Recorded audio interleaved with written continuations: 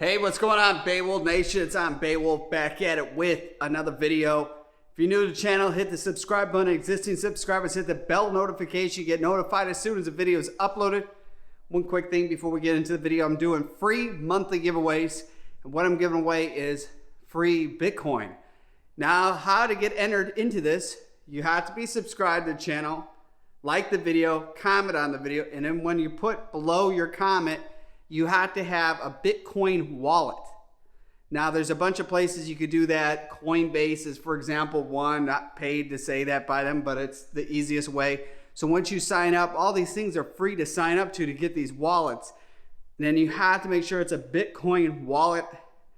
ID of how you get money sent to you is how you get entered to it. And I pick somebody each month, and it could be from future videos to past videos. Just like the video, comment on the video, comment your Bitcoin wallet, and I'm picking somebody free every month from here on out. So something cool to give back. We're doing that, and if you're not aware of what Bitcoin is, and I don't know how you wouldn't know what it is, Google it and you'll find out it is the future. Free Bitcoin is what I'm giving away, and I guarantee you no other jet ski YouTube channel is doing that. And if they start doing it, then they're just copycats, like almost everything they do that I do copying me. It's kind of funny. All right, so here we got my 2017 Kawasaki SXR 1500 stand-up jet ski 4-stroke. The king of the hill right here. Awesome ski, got the JC Racing Sponsons on it with the mid Sponsons. Had the Jettrim mats, installed all those. With a max boost air filter on it. Got the Riva Racing MaptunerX tune running on it. Added the Riva Racing handlebars with the hand grips. And then I changed to, this is pretty cool. I didn't even show this in the video. But that's all, getting rid of the plastic one, and it's all anodized green with the whole control unit for the start button. Have a trickle charger. It's not plugged in right now because of what I'm doing. You can find that on my Amazon store, amazon.com/shop/IamBeowulf. I don't have a lot of crazy things on this. Well, yeah, I changed to the different hooks for the hood. I've heard that's like a must. I mean, it's nothing too crazy with it. So I've had this thing a little over, let's just say it's a year and a half. A year and a half is what I've owned this stand-up jet ski. So I've changed the oil when I first got it. Now it is past. I got it in November. I recall it was like right after the first of the year, December, January. Would have been, I think it was January of 2020. So it's like, let's just say it's a year ago.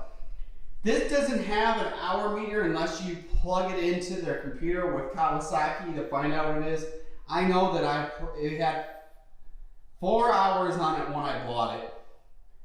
And so I guarantee you this thing is nowhere close up to 20 hours on the ski at all. I'd actually be curious. I've ridden a lot, but I'm very curious.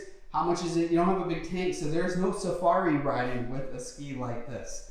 It's basically go out there and do your thing and then come right back in. And I've never had the gas light turn on, which is pretty cool. I basically fill it up each time before going riding. I never try to get 2 rides out of a full tank of gas because you never know how much is in there. All jokes aside, so you should change your oil every 25 hours or once a year by however it was. I did a whole video showing that with my Yamaha GP 1800R. Well, again, this is a different beast to how we're doing it. The same way of how we're going to get the oil out. This thing's going to I'm putting in a K&N oil filter. It's the same one to be on the Kawasaki motorcycles. It's a shared part. I find that the easiest. The first time I had it, it had the stock oil filter. I found it's a lot easier putting the K&N one back on. If it does any performance add, who knows? I got some type of, who knows what kind of bug going inside the ski. Also too, if you got one of these, it's always good to have the hood up, let it always bend out everything. Always have the pole sitting up so it doesn't wreck the spring with it is what the rumors I've been told to do. So I listen to what people say and that's what I'm doing. I might be changing out the pole. I don't know. There's just one company that makes it a whole new thing where it's not even a pulse setup. I was like seeing that. I was just talking to them on the internet. They're from Japan. And I was thinking about doing that. And I'm just like, I don't know. Short summary, I had over the summer, the steering cable got bent. That I don't know how that happened. It could have been an issue when this thing was built. Could have been, I bought it used with hardly any hours. But it was a family that they had a very young child, I think like 12 years old. That, man, I wish I was 12 and my parents would buy me something like this, you know? But the kid only rode it a couple times, didn't like it anymore, so that could have been what it is. But it's all fixed and that's not an issue anymore. I also have too some parts for sale for this right now. They're on my website. I have R&D Sponsons for sale that'll be up on my website. IamBeowulf.com. I have Riva Racing Sponsons for this Kawasaki SXR 1500 on there. I have the Watercross in Texas ride plate and their intake grate that is both on my website too, and I offer free shipping and I ship worldwide with that. So check that out if that's something you're looking to get those. They were hardly used. I just tested around with a lot of stuff, find to like the setup I have now more, but other people might like the other stuff.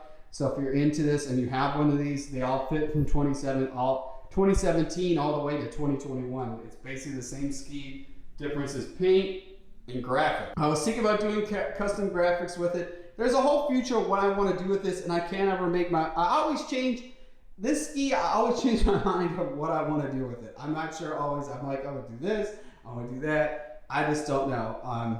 But otherwise, it's an awesome ski. Never had any issues. But it's again smart to do the oil change, and I run the Royal Purple. I'm gonna grab that in the house. I'll show you guys what the oil I'm gonna run in this. Cool thing, the oil is on my Amazon store. Amazon.com/shop/IamBeowulf. There's a whole Kawasaki SXR 1500 stand-up section on there. That's where you can find this. So I'm running a Royal Purple Max Cycle 10W40 Royal Purple synthetic oil. When it's non-supercharged or turbo, you can run a full synthetic. When it's supercharged or turbo jet ski, you have to use synthetic blend. Research it. If you're running full synthetic on supercharger, I would not be doing that. It even says in the owner manual. I found this stuff working really good. And then this is the K&N filter, which is really nice because you can use a wrench to take it on and off. You don't need any specialty. It was a tight fit to get out the one before. Its oil filter is like right down there. We're gonna use the same technique. I have this mat right there that I'm gonna stick up in there. So any oil drops down, it lands in there. Also gonna be doing a future video installing a bilge pump on this. I've got a cool bracket that mounts right up there. It's something on my list of things to do. And then I gotta drill a hole in the ski to drain out with it. So I think it's gonna be like somewhere up in here. I really checked the internet and there's not a lot of places where anybody shows doing one of those on these, which I'm kind of shocked. But you kind of want to have something that's the most flattest surface, not anything that's grooved. So actually, the more I've been debating on it's upwards in one of these areas, possibly some area too, that I can tell how much water is coming out when that happens. It has this siphon pump right there that works with the jet pump. That's that right there. But the only catch is, when, let's say you get a little water and you take a spill, right? And I've had that happen a couple times when you get a water in the hull. It only works when the ski is completely level like this. Let's say you're accelerating going. Well, the ski's pointing back, so all the water sits back in here, and you have to be like running and level with that. That's something to think about too, realizing how that all works. And you can feel this. You get too much water in here, you'll really find it'll be actually impossible to get back on it. I had a video where I couldn't get back in the skis because there was too much water inside the hull. First thing what we want to do is start out, let it warm up. I'm not going to leave it running that long because I don't have a water line, and plus it's in my garage, and I don't want a bunch of water in here. But you basically need just enough to get it moving, semi-warmed up, but not the big thing with these, when you don't have water connected in them, you can't be running them for that long with it, especially if it was a Sea-Doo with the carbon seal. I mean, you really shouldn't be running those things out of the water, otherwise you heat up the carbon seal. So we're gonna start it up, get it a little warmed up, and then siphon it out with that pump. Now the one cool thing is with this ski tube, so it has a key. That's how you power it on, so otherwise the battery's off all the time.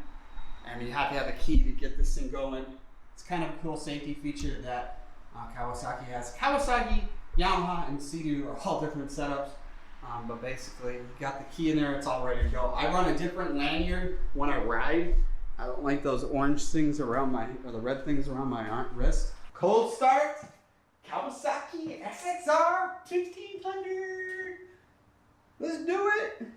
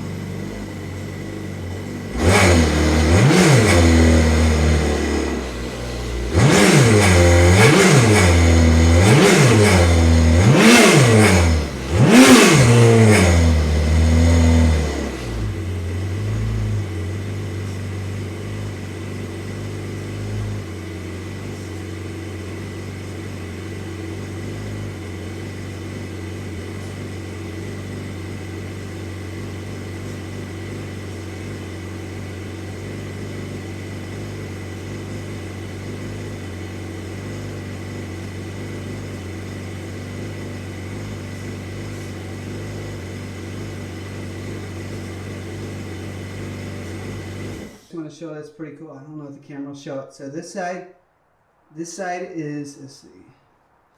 So the cool thing with their dipstick, they have a cool side, so when the engine's not running, and a hot side where it'll tell two different levels of it. And I have to say that's one thing I have to say I'm pretty impressed with Kawasaki, that they have that as a dipstick. Definitely it's a really cool, you can kind of tell what the color of the oil is from basically having 1 year with it, you know. It's a little gotten a little dark. You always want to check this too, because I've seen this ski sometimes where it's like used a little bit more oil and I've had to add it in there. You never want to overfill the oil and you never want to underfill it. So every time riding, you got to be managing, checking stuff out with this. You want to take off the filler cap. I already got the dipstick out, so I got my pump. Now you want to clean up, there's a tube to this pump, and I've showed this in past videos. I'd rather give you guys the action of what's all going on. So you want to take a clean towel with that. Again, all the different style siphon pumps. I got them on my Amazon store, amazon.com/shop/Beowulf. Clean off the hose. You just don't want any kind of debris on this before you stick it in the dipstick tube. So you just push it right down in, all the way till it stops. Can't go any farther. And then you start pumping this thing.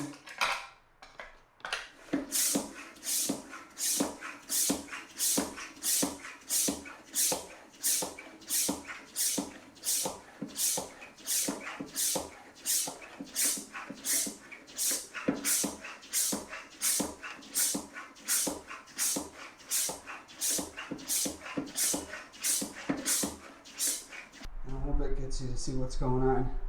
So there it's already going up in the tube. And you get a couple pumps, like you heard, and then it's just going to be going through there. And it'll be like sounding like when you're drinking some out of a straw when it's empty.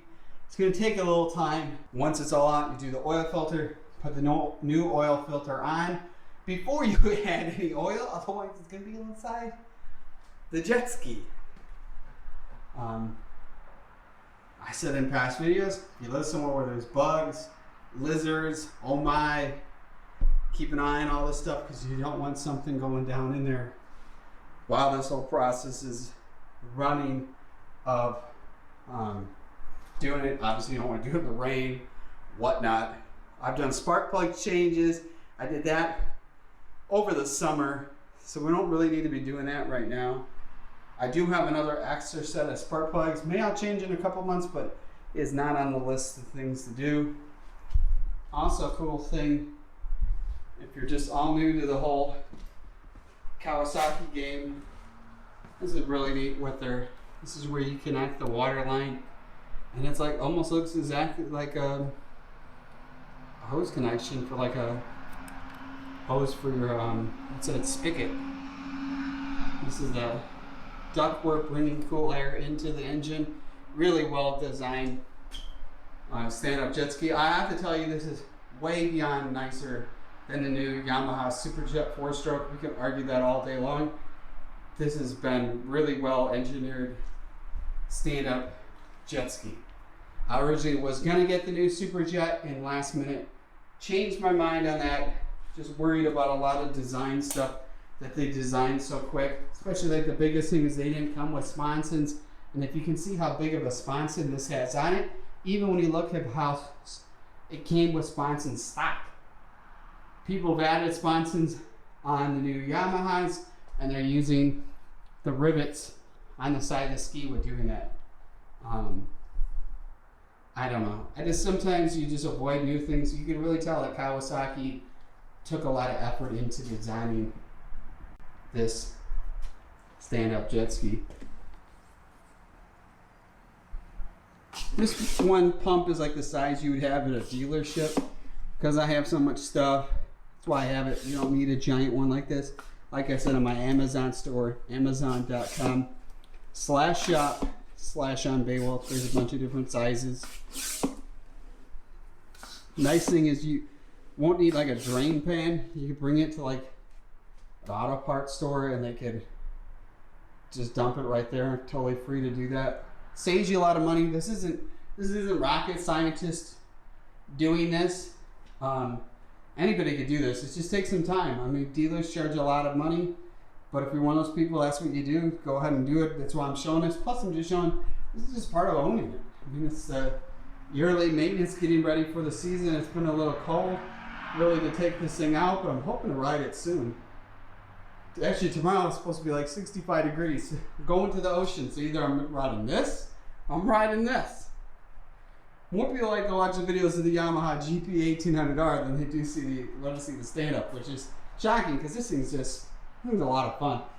All the rivers around here are flooded, so the only place to ride this is the ocean. I had some videos where like a bull shark was alongside me riding this going the opposite way. Definitely when you go in the ocean, man. Whew! Out here it's a little sketchy. So right now we're just gonna let this go. I'm gonna probably go feed my dogs because not much to do showing until this is all pumped out, but this is that sound I was telling you to listen to. This is right when it's like the end of the oil coming out.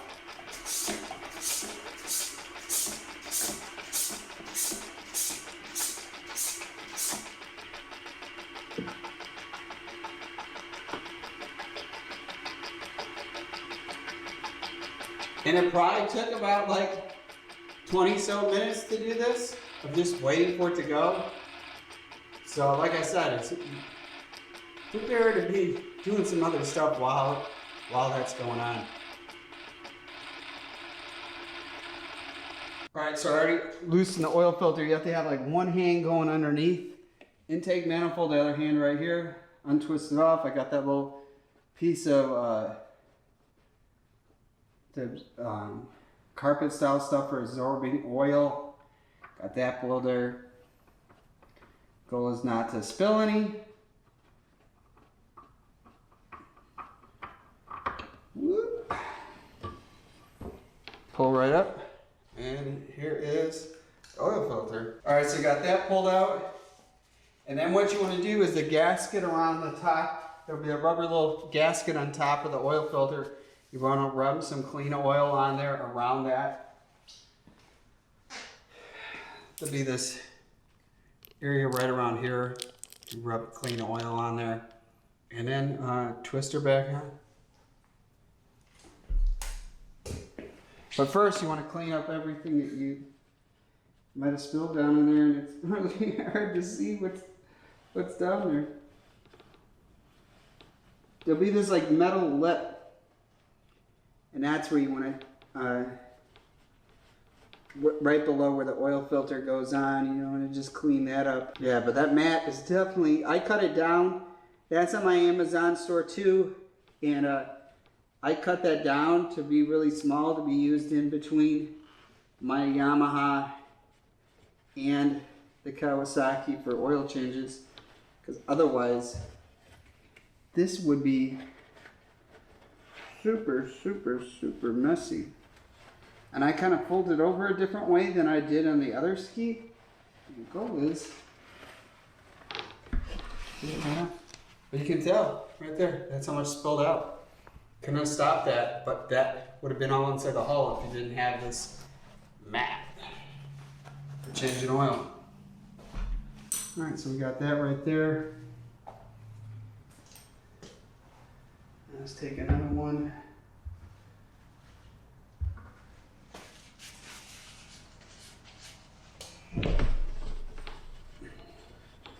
Just make sure everything's kind of clean. Because I'm pretty sure it got every bit that came down, but that's smart to double check.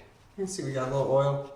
Not much, but it's about what we got out of there. So, like I said, we're doing that with the oil filter, which is next. Now, the one thing cool that most people wouldn't know is Royal Purple is actually purple. It's just not a name, it's what it really is. And that's pretty much what it would look like when you would do that. And the one thing I like about these filters more than the OEM ones is you can use a wrench like this where it reverses, so it's a piece of cake, to retighten the thing back on. You couldn't get a socket in there. It'd be really hard. And that's the one thing I have to say is a real big plus with running this size one. First you want to do is a hand tighten it on before you connect the wrench. Make sure it's on there before you start twisting. Now I want to get it hand tightened on all the way before I use the wrench. Take the wrench. Now I guarantee you if you went to the dealer, you know, they probably care about what they're doing, but their goal is to just try to bust out as much stuff as they can a day. So them taking their time caring about your machine is probably not there. There's some good dealers out there, but I'll tell you, most of them, it's just people with a lot of money. They can get set up as a dealer selling the skis, and if you know how to do automotive, it's even if you're younger, you're out of college or out of high school, take some classes just learning about automotive. And it's just kind of I personally think this is just kind of fun doing, you know, little things like this. This is a piece of cake. First, make sure your arms fit to come down in here before you do all this stuff, because it's definitely a lot of stuff that are tight fit. All right. So I got that on. Now I'm going to give it a little pump again. Make sure nothing else comes out.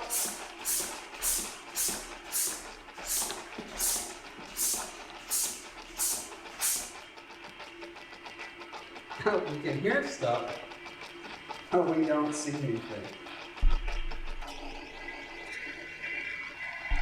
And a good thing that it go like this, because then it just clears everything in the line. Then it goes down into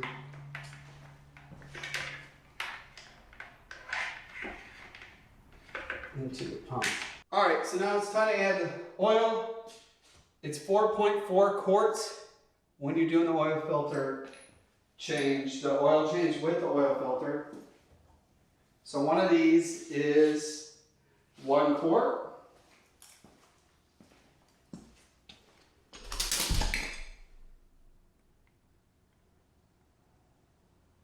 So probably what I'll do is add 4 of these and then let it sit and then add from there, because it could be a little less or a little more than 4.4 quarts, but like you never want to overfill or underfill an engine. You just want to be just right. And then you want to check out, always checking to see where it's at every time riding, because you never know, you might have to add oil in. Every engine is different. Just my experience over the years owning, like I've owned a lot of different sports cars. You gotta just check stuff all the time. It's kind of crazy. You really, if you want to get into this sport, jet skis, cars, or whatever it is, motorcycles, you have to have some knowledge how to do stuff, because you can't depend on a dealer just to be always there to cover you. They have to just know to look at the stuff and know what's going on, understand it, know how to add it. You know, if the dealers get real busy, they won't be able to do anything. Now, if you have a warranty, that's a whole other thing, but oil changes and all that, you can do that yourself. So this is the second quart adding. That stuff is so cool. Oh, it's purple. It's like basically like looks like a dark purple. And I let them sit a little bit just to make sure we're getting every little bit out of the bottle. We don't want to be wasting any of it. Just a little bit makes a difference. I want to be wet. See, now basically now we're just going to drop. So that's been a little crazy.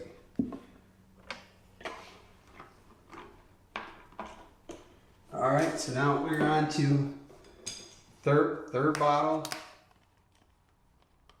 All right, that one is pretty much done. All right, now we're going to put the fourth bottle in.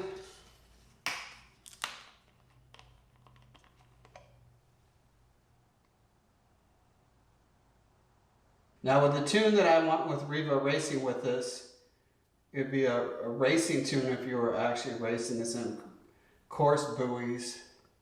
But it changes it from running normal stock to run on regular, but it converts it to run on premium, which I was already running premium in it from day one of owning it. But you can notice a little bit difference in the speed with it. Just all around, it's kind of nice. They're MaptunerX, real nice because I can use it on both skis. You just need a license for each ski, and only the license works on one ski, so that kind of is a nice thing. There was ones where you could send it out, but like it's just a pain in the butt, especially on the Yamaha.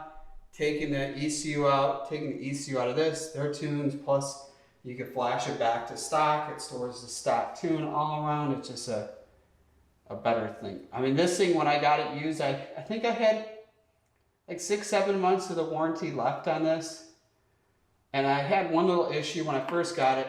And when I went there, I had to pay out of pocket anyway. So I'm like thinking to myself, what's the point of the warranty with this ski? Could have got an extended warranty, but I decided not to do that. So it's gonna be basically a little over half a bottle. So let's give it a little, instead of just doing 4 quarts, let's just make sure we got enough in there.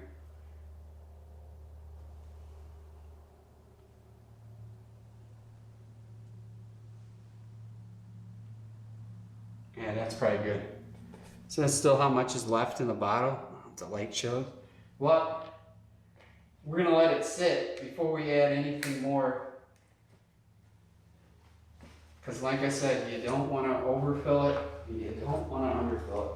Either way, if you do either one, you can either just add more or you use the siphon and you can siphon it out. It's not the end of the world. But I like stuff to be perfect. Let's put the dipstick back in.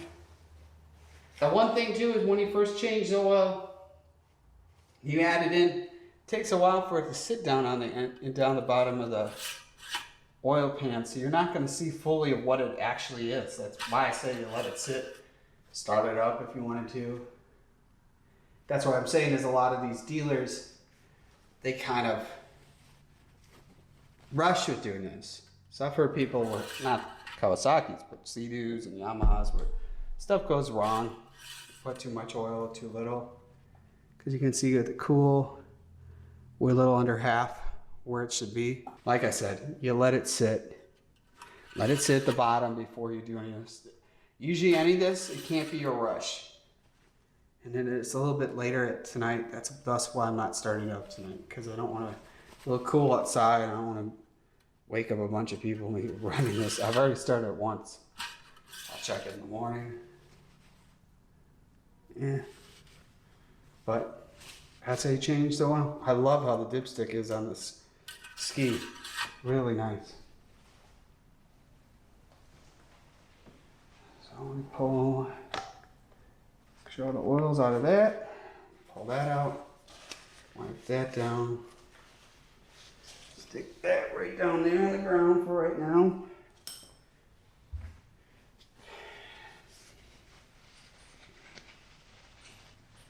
Just make sure you wipe around, make sure there's no oil spills. Oh, that's clean. Put the cap back on.